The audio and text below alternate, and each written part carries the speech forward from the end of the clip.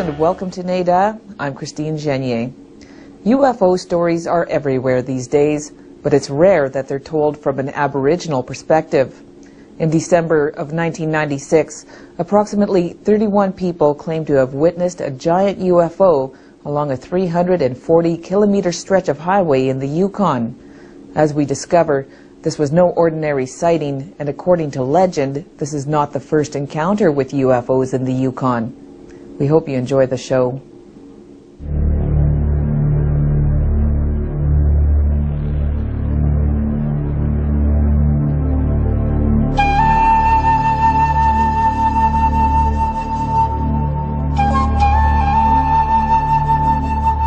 Until recent times, the histories of Canada's Aboriginal peoples, especially in Yukon, was not recorded in written form. Their stories of creation, how they viewed their world, and major events throughout time have, for the most part, been passed along through the oral storytelling tradition. Some stories told around campfires since time immemorial are of strange entities or spirit beings who interacted with humans. Other stories suggest beings who manifested themselves in various aerial phenomena, such as lights or clouds in the sky, sometimes taking locals to strange and distant worlds. These stories were told and retold long before the Roswell UFO incident of 1947, and while anthropological in nature, the stories foreshadow many of the UFO phenomena observed around the world over the past 6 decades. Now, the Yukon, famous for its wilderness, wildlife, and beauty, and its rich First Nation and Gold Rush history, has entered the vast database of UFO research with a story of its own. It's a unique account not only because of the scale and location of the sightings, but because it appears to put into perspective many of the stories told for hundreds, perhaps thousands of years around crackling fires, of strange beings and lights in the nighttime sky.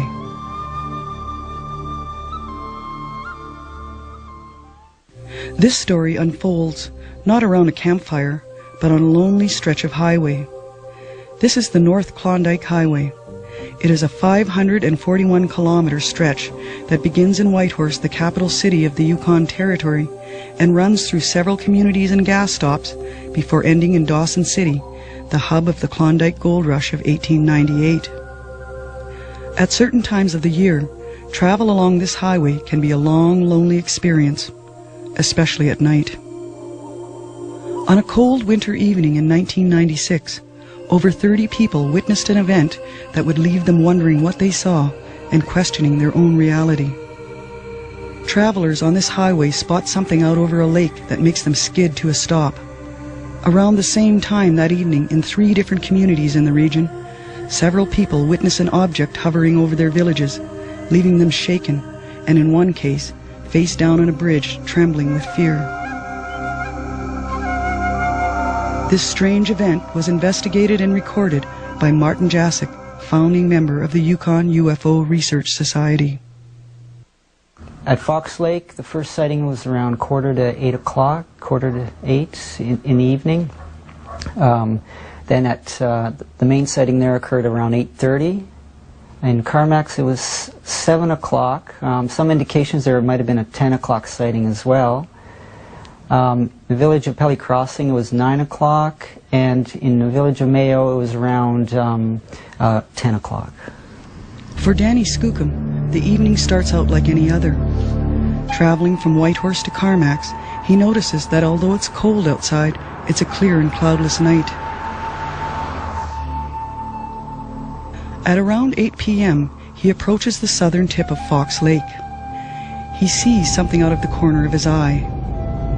To the northwest of his position is a white light. Not thinking too much about it, he continues on. To him, it looks like a vehicle is shining its headlights on a curve of road. But he knows there's no road, not out over the lake where he sees the light. Keeping an eye on the light, Danny passes 2 vehicles heading in the opposite direction. The lights from these vehicles interfere with his vision for a moment, but when his eyes adjust, 3 rows of lights slowly disappear behind a hill. To his astonishment, the lights appear to be part of a larger object. He continues on his way, thinking what he'd just witnessed looked like something out of a Star Trek movie. But this is not a movie. This is very real. We refer to the witnesses to protect their names as Fox 2 or 1 or 3. Fox 2 and Fox 3, they were driving along the lake, and they came down this hill here, and all of a sudden this huge row of lights appears, a UFO actually. They could see the outline of the top and bottom. And I noticed, as I look across that lake, I noticed there's something huge in the air. I thought that there was no way there's a helicopter out here, especially in the winter. Or I don't think a helicopter would be flying late at night. Or I don't think a jet plane would be flying that low or staying one place in the air. They stop about 500 or 600 meters apart, and the UFO slowly goes over the lake. But you can see the lake and the mountains, roughly, and how huge it was over there. The size of it, I would say, is as big as a football field. And it got even bigger when it got closer.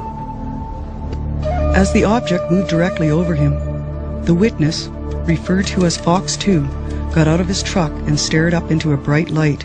As you see now, when I seen up, it's so bright though, and kind of like a saucer shape, like as it went over. It's bright, it has lights all over underneath, but it had lights on the side too, as you see. You can see, clearly see little windows, like almost like on the side. You see under it, kind of like a plate, almost like a long plate or whatever underneath, like when it went over. The witness tries to use a two-way radio in his truck, but when he turns it on, all he can raise is static. What is that? I was wondering. I couldn't fit. And the radio went all bzzz, wouldn't work. Couldn't get through on that. At the same time, his cousin scrambles for a disposable camera. By the time he finds it, the object has disappeared. I looked at both ways of the road and I noticed there was a lineup of vehicles, people looking. Their eyes just huge. I don't know how long I stayed there. Just stand there in shock, I guess, before I went back and my cousin went and asked, "Are you okay? Are you okay?" And yes, I went back, got back into the truck and just started up and kept going.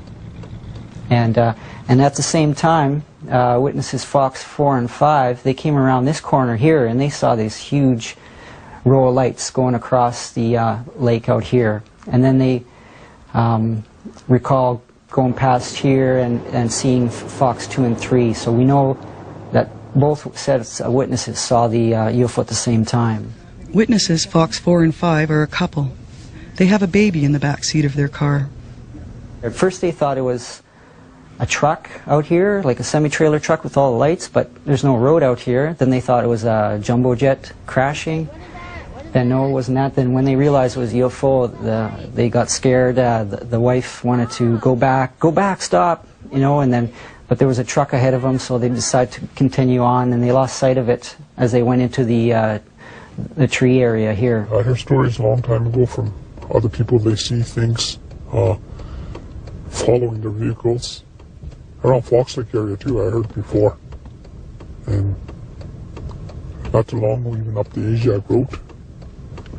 But I don't know what to say, what it was. I don't know if it's human to have that technology for something that huge. I mean, look how much noise a helicopter makes just to get off the ground and to hover. And it makes a lot of noise. This thing is big as a football field and not make a sound, just come over like that. Close to the same time, a woman referred to as Witness Fox 6 is driving alone along the same stretch when a strange light illuminates her dashboard. She looks up, and to her amazement, a group of multicolored lights are hovering over her vehicle. The lights in her vehicle dim. The music she's listening to garbles. She watches until each of the lights seem to go out. She drives on, confused, not sure what she's just witnessed.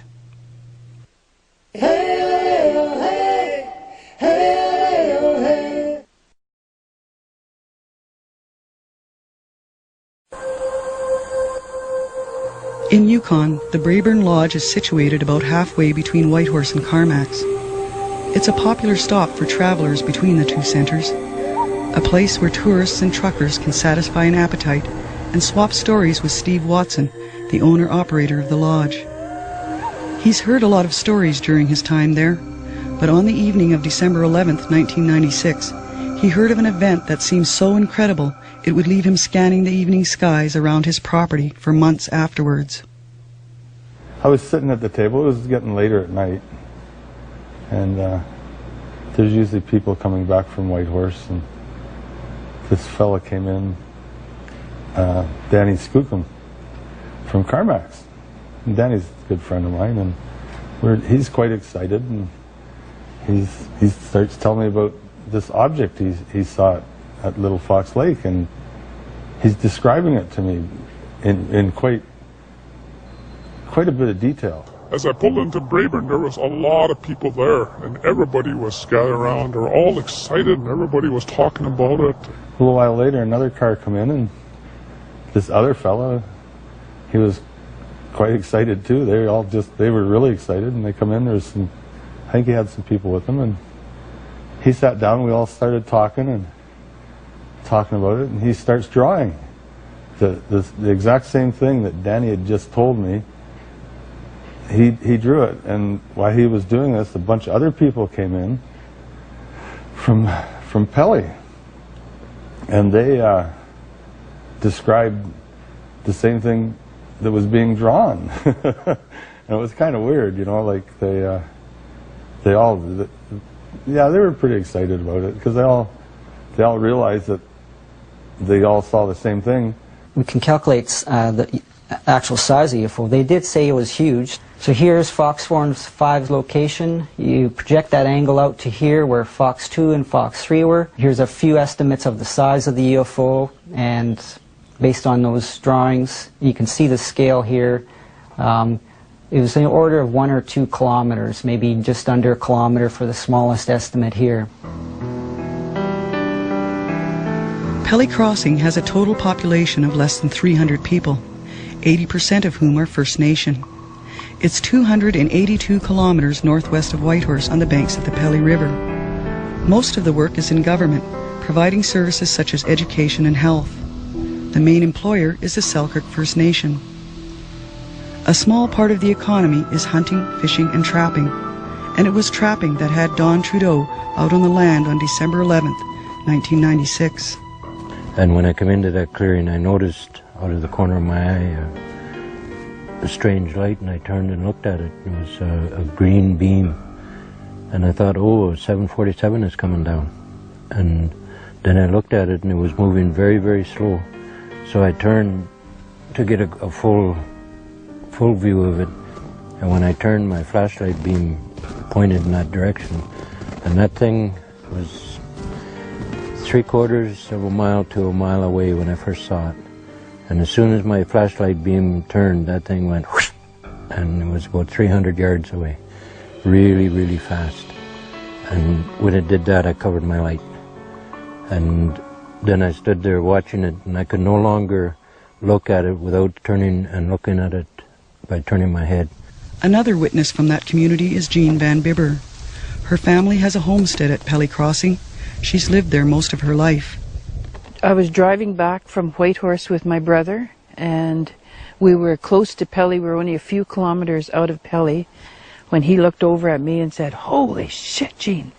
And he was looking up in the sky, and so I followed his gaze, and I seen sort of a huge clusters of stars all together.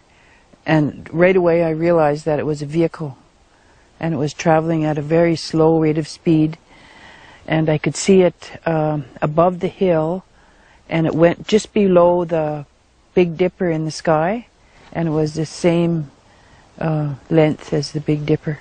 Out of the back of it was 2 lights, 2 white beams that were down on a 45-degree angle, and out of the front of it was a green beam, and those beams had to be about 4 feet in diameter, both the one in front and the 2 behind. You couldn't see the outline of the UFO, but you could see the lights. There was lights on the side of the vehicle going like up and down, and then there was individual lights for several stories. I couldn't see the shape of the hull. It was dark of the moon. There was no moon. But I could see that a great portion of the sky was blacked out, the stars. I couldn't see the stars. And I watched that for probably 4 to 5 minutes. And very, very slowly it kept going to where it was coming behind me, and it was starting to disappear behind the treetops.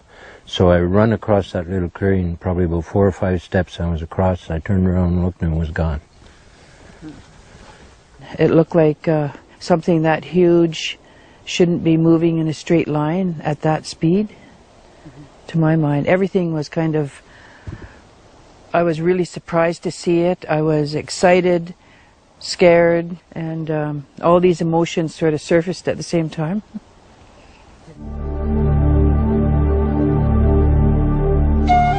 Well, at the time it was just awe. This thing could move so silently. There was no motor sound. It was just floating. And in how I understand aeronautics, it can't do that.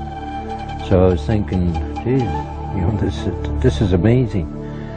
And then after that it left and was gone, I thought, geez, why did I cover my light? I might have been able to go up there and visit with those, whatever. We saw it for, I'd say a few minutes anyway. And then the lights on it went blink, blink, blink in different sections of the spaceship, and then it disappeared. You couldn't see it at all, and you couldn't hear anything. And then after this happened, I got home probably around 10 o'clock, and they were watching a video. And believe it or not, that video was Independence Day. And they were just watching the scene where the alien ship opened up and shot the blast down. And I come in, you know, all excited. You'll never guess what I saw. And so I relayed my story, and then all of them became very, very frightened. In fact, our grandchildren didn't want to go out for a good week. They didn't want to be out at night. Like it was a complete surprise to both my brother and myself. So I asked him, I said, well, what do you think of it? And he said, maybe it's us in the future coming back to see ourselves. But that would be pretty outrageous.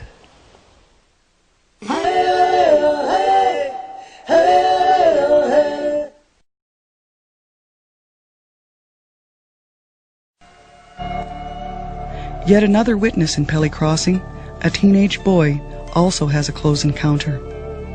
He was crossing the bridge and he saw this row of lights coming. He got so scared he laid down on the bridge, and then he, at one point he looked up and the object was right above him. He came home and he told his grandma about it, and I talked to his grandma, and she said he was really frightened about it. He was, I think, maybe 16 years old or something like that. Before the object moved out of the skies over Pelly Crossing, it would be seen by at least 4 other people. About a kilometer outside the village of Carmax, 4 men are out for a drive. They notice a group of lights to the northwest of them. They stop for a better look. While the men stare at the lights, a family of 5 are sitting in their living room in Carmax watching television, when through a window they notice a row of lights moving in the distance. The father thinks it may be a jumbo jet, but hears no sound. The children think it's Santa Claus. Then the lights go out one by one.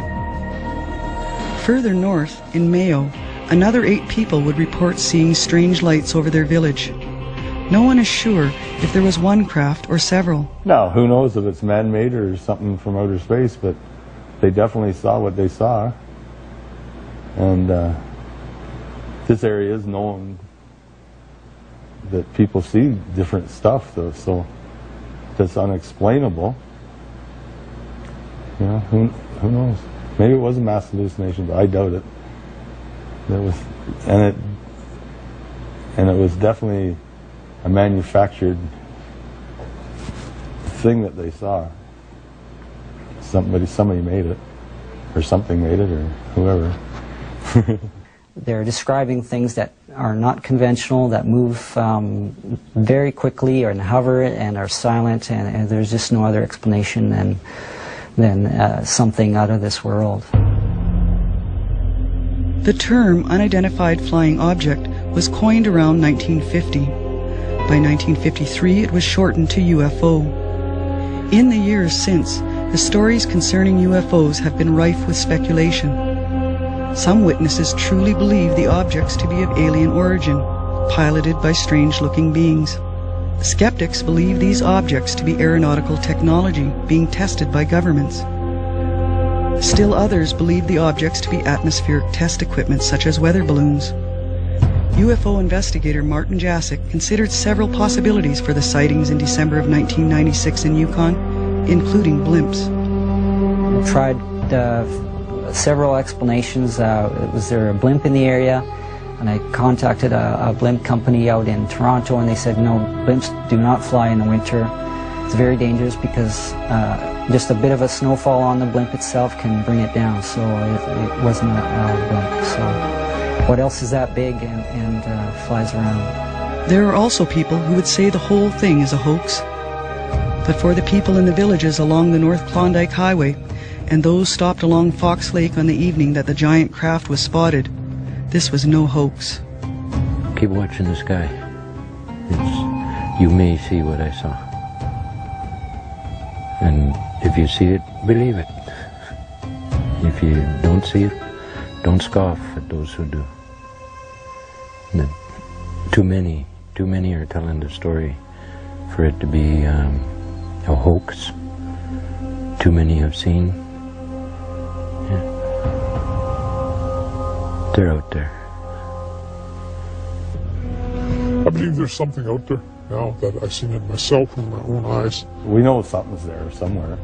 You know, it's not like we can't deny it because we don't know. Well, there are unanswered questions. We're taught not to believe in UFOs. We're taught not to believe in all sorts of things. And humans do as they're told. Despite the unanswered questions and the uncertainty, a large percentage of society believe there is life on other planets. They also believe that there are intergalactic visitors who come to Earth to interact with humans. Michael Bryan is one. He believes in UFOs, and in order to stimulate dialogue about the subject and other tough issues, he writes an article called Beyond the Box. It appears in a local newspaper. It's common sense to me that we are not alone in this universe, that there are there's life on other planets, in other galaxies, and so forth. Lorraine Bretlin has written a book, UFO Stories from the Yukon. She runs an ad in the personal section of a local paper that has a telephone number to call if someone wants to report a UFO sighting or other strange phenomena. Well, in the beginning I had asked for UFO stories, and the first year I wrote, it was 101 stories, and not one of them was the same. I think at the moment we tend to be looked upon as adolescent children, and that we're being very closely observed by different star people. We can't say there isn't anybody out there or any other than we would be kind of silly to say that. You know, to tell you the truth, I think we'd be pretty naive. If I see something on a busy highway like this, and a lot of other people seen it, it's got to be other people seen stuff here in the territory. Not only in the territory, but around the world, perhaps. Ultimately, there are enough people in Yukon who believe in UFOs that the Yukon UFO Research Society was established in 2001 to investigate and record the local sightings. I lived in the Yukon for about 8 years, and when I was up there, I investigated UFO sightings, and it was really good. I got to meet a lot of people and really interesting cases. We used to go out in the field and take measurements of where people saw things, and compiled reports and put them on a website and published some of them. The Research Society has recorded at least 293 sightings going back to the 60s, with at least one sighting from the 30s. Less than half of the sightings were made public by the witnesses. These records indicate that there may also be UFO hotspots in the territory. Well, I think the one that a lot of people are familiar with is Fox Lake. a high hot spot, from what I understand, is Labarge, Lake Labarge, and also Viceroy, the gold mine on the Dempster Highway. Elder Irene Adamson is a Southern Shoshone of Tlingit descent. She's lived and hunted in the Fox Lake, Lake Labarge area most of her life. If strange celestial objects were spotted in the area in the past, she would have heard about it. Indeed, the story she recounts here is of a strange event that occurred in that area during the 1800s. My grandmother, that shooting, not shooting, but Sunday, they stay up right back behind that village, like Labarge, up in that mountain. So they were sitting down by the campfire after they eat, so the moon come up, and it just went up so far. And then here, all of a sudden, it's just like it started drip just like water, and they see that moon was dripping, and so it went down so far, and it stopped there, and another moon was formed there, another moon, and it happened 3 times. Despite the uncertainty and skepticism surrounding the UFO phenomenon, sightings on a global scale increased dramatically in the late 40s, leaving some to surmise that they might have something to do with World War II or the development of nuclear technology. But these theories do not explain the sightings in Yukon prior to the 1940s, or for that matter, prior to the aircraft arriving in Canada's north. For Irene Adamson's grandmother, Clonday, seeing the moon split into 3 was enough to have her fearing for her life and the lives of her children. That time then my grandmother, my great-great-grandmother, she started to cry, and she took out rope. She took up rope and she tied it around her waist, and she tied all her kids to her.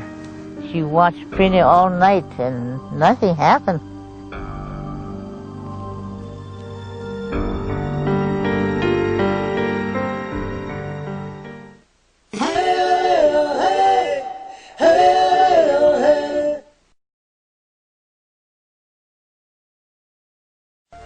In the past 10 years, the 2 major newspapers in the territory have published numerous stories of strange lights in Yukon skies.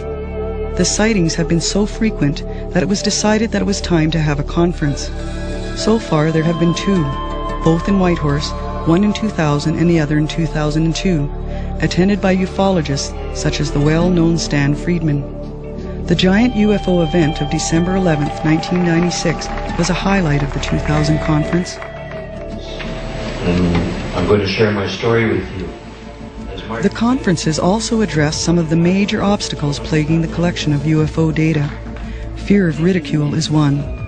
Witnesses are very reluctant to come forward. I think the biggest thing would be they're afraid of losing face or looking silly, or people won't believe them. So, you know, we're taught not to believe in things like this, so they follow the code. A lot of them, their sanity might be questioned.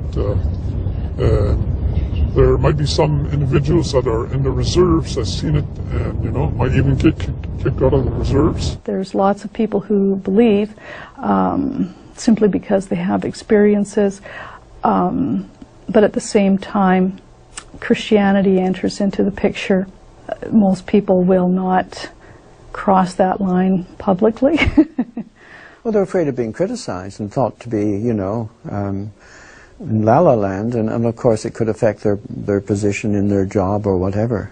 I went to the post office and the next day, and I saw the RCMP there, and I told him, I said, well, I saw that big UFO that flew over last night, and he said, that was no UFO, that was a meteor breaking up. And I said, well, I hope to heck that you're right, because if you're not, there was somebody behind the wheel driving it. The reasons why witnesses and government agencies do not come forward publicly are many. The RCMP, Transport Canada, Yukon municipal and First Nation governments were all invited to the conference in 2000, but for various reasons did not attend. A letter from the Department of National Defence states that they couldn't attend because of scheduling conflicts. Louise Hardy was Yukon's Member of Parliament from 1997 to 2000.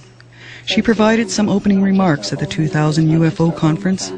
We know that there's a wider world out there, and I see this work as people coming together to investigate and study that wider world. So I hope everybody enjoys the conference, and I hope that you know that you're on the cutting edge here. There's not too many places that have UFO conferences, so congratulations.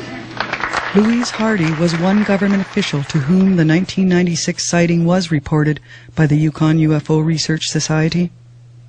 I sent it to just about anybody I could. Louise Hardy, our MP at the time, the RCMP detachment in Whitehorse, DND out of Yellowknife, and a lot of the communities as well. And basically what I asked is for a two-way exchange of information about this case. We did eventually get a response about a year later from the National Defense, and they forwarded the report to a UFO organization in Manitoba, which is kind of like the central collecting point for UFO sightings. But they're just like another organization like us, so it actually the report went full circle, and there was really no official acknowledgement. This email sent to Martin Jacek from a Canadian Forces Intelligence and Security Officer dated August 8, 2000, states in part, Canada and the USA as NORAD partners back in either the end of the 1970s or the early 1980s determined that the existence of extraterrestrials was unfounded. The email goes on to say, it has been my experience that all sightings that I have reported up the chain of command have proven to be either satellites or high-flying military aircraft. The long-standing theory of a government cover-up is also a concern to witnesses and investigators. No one talks about it because the governments don't acknowledge the fact that these things exist. There was a news story about this particular UFO on the radio the next morning, but that's all it was, like people seen this. There's nothing that says whether any airports had it on their radar screen or what it was, or, there's no answers, absolutely no answers. So the government is kind of like they like to think of themselves as being our parents, assuring us that everything's okay, everything's under control, they have everything under control, and to admit to this would indicate that they don't have everything under control. And then there's the issue of fear that everybody will panic, and there's also things like issue of energy. If this becomes accepted, then what energy are these UFOs using to fly around at such great speeds? Convincing government agencies and officials, scientists, and the general public to take the UFO phenomena seriously and to accept it as a legitimate field of study was a long-term goal of the UFO conference in Whitehorse, Yukon in 2000. A shorter-term goal was to begin establishing an environment of trust, respect, and cooperation between witnesses, civilian investigators, and government agencies. Martin Jacek, the main investigator of the giant UFO that was witnessed in 1996, would like to see some frank and open discussion take place. Yeah, my hopes are that we'll be able to get to that stage and talk about it, and then once it's accepted, then you can really put the resources on it to find out what's going on. Like, it's people working out of their homes trying to solve the mysteries and answer these questions. It just can't be done. But witnesses still want answers.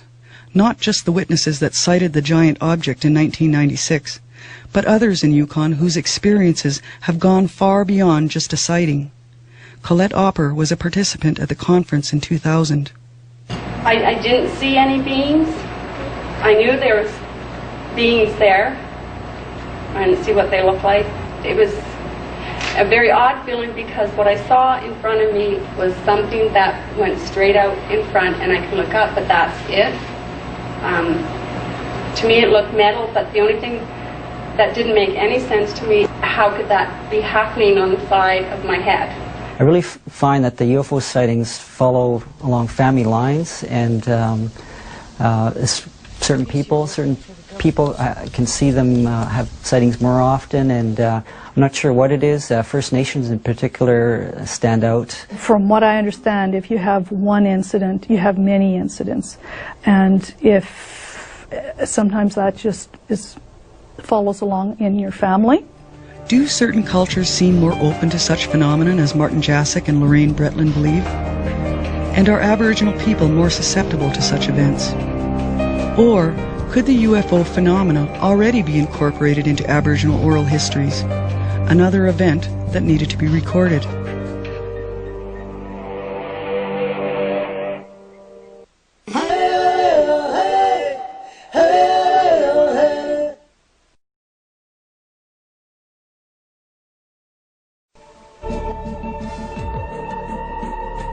One of the oldest stories involving celestial phenomenon can be found in neighboring British Columbia.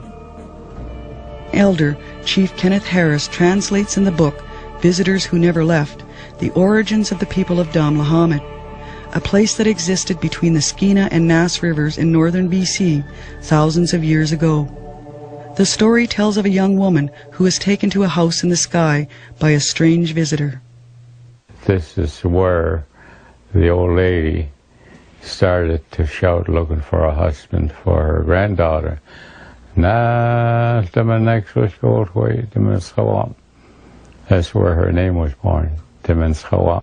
Suddenly one day, a fog settled in where they were on top of the mountain, and out steps a young man, and the old lady knew that this man was different. He has to be from heaven, you know, an angel. And he only took the girl with him. And it turned out to be that this girl is our first mother in heaven, you see. And the person that came to pick her up was an angel also. And so this is the beginning of our creation in heaven.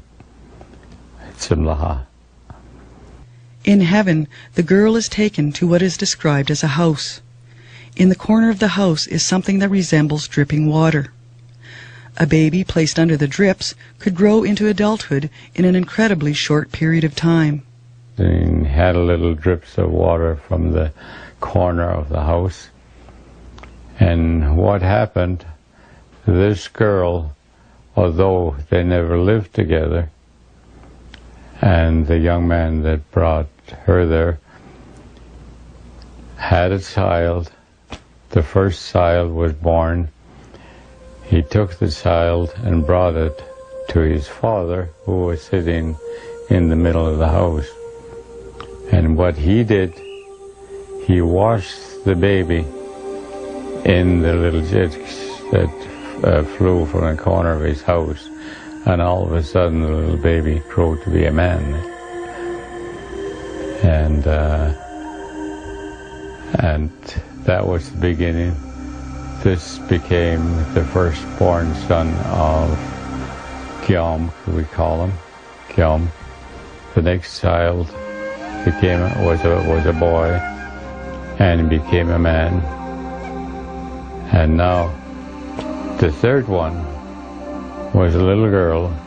And so that the three children are growing up. They didn't grow up, he stretched them into adulthood. And he put them in a canoe and put them on Earth. And the canoe landed at a place that we call Damlahamet. That's how Damlahamet began. Because of these three children that came from Kilowley. The story this respected elder tells records the history and lineage of the First Nations people from that area. It is a living record of immaculate interaction between humans and supernatural or otherworldly beings. Do you believe that maybe the people in Klukwan, Alaska might also be related to those people? Yes, they are. But they brought with them also the first totem pole, remember? Yeah, they did bring the first totem pole with the glass.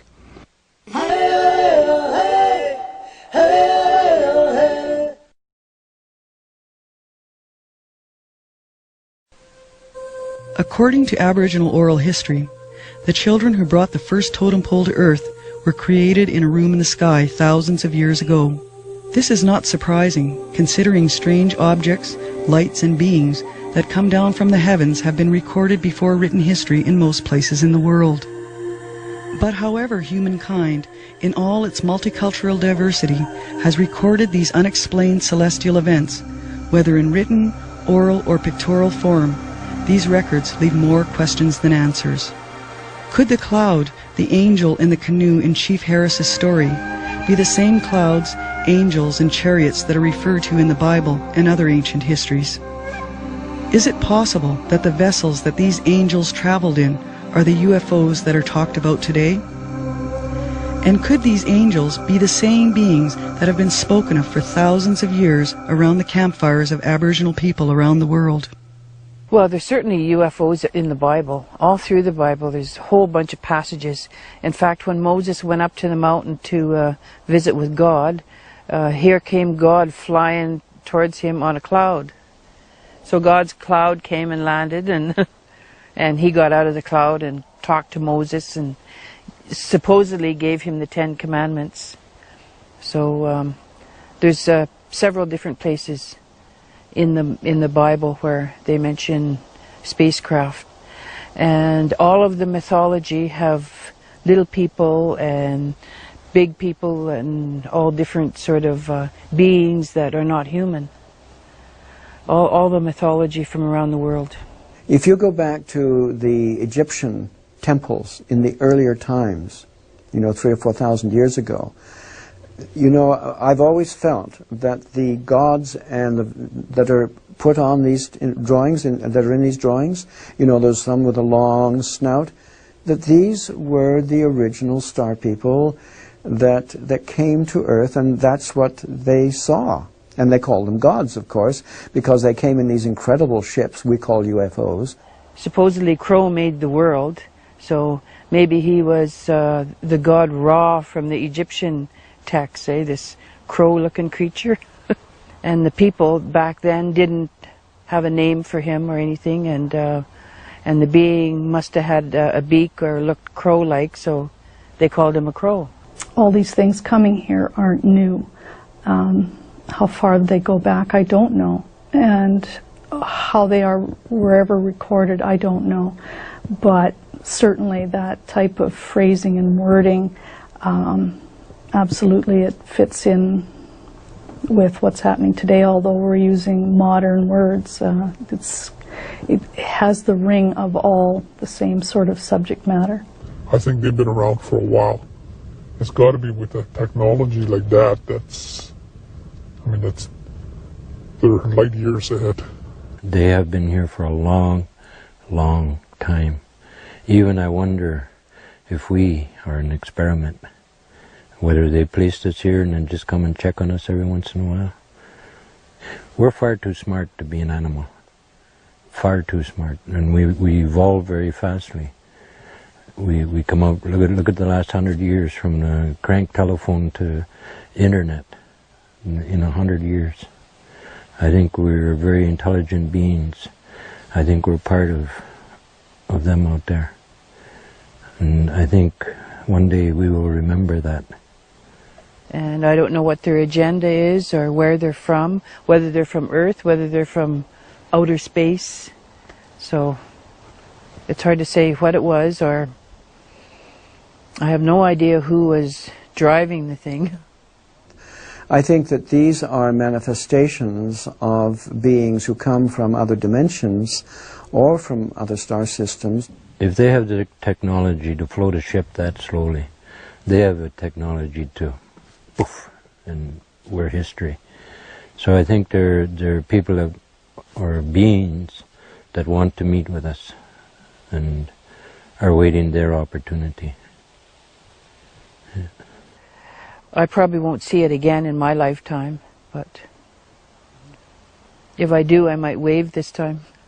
One day I'll meet them, I'll shake their hand. Yeah. And I think that'll be soon. Real soon. Maybe this year, maybe next. Yeah, I look forward to it anyway, without fear. Will society ever discuss openly these strange celestial events without fear? Without fear of ridicule or fear of reproach? Perhaps reconciling the stories of our ancestors and our elders with present-day experiences. Only time will tell.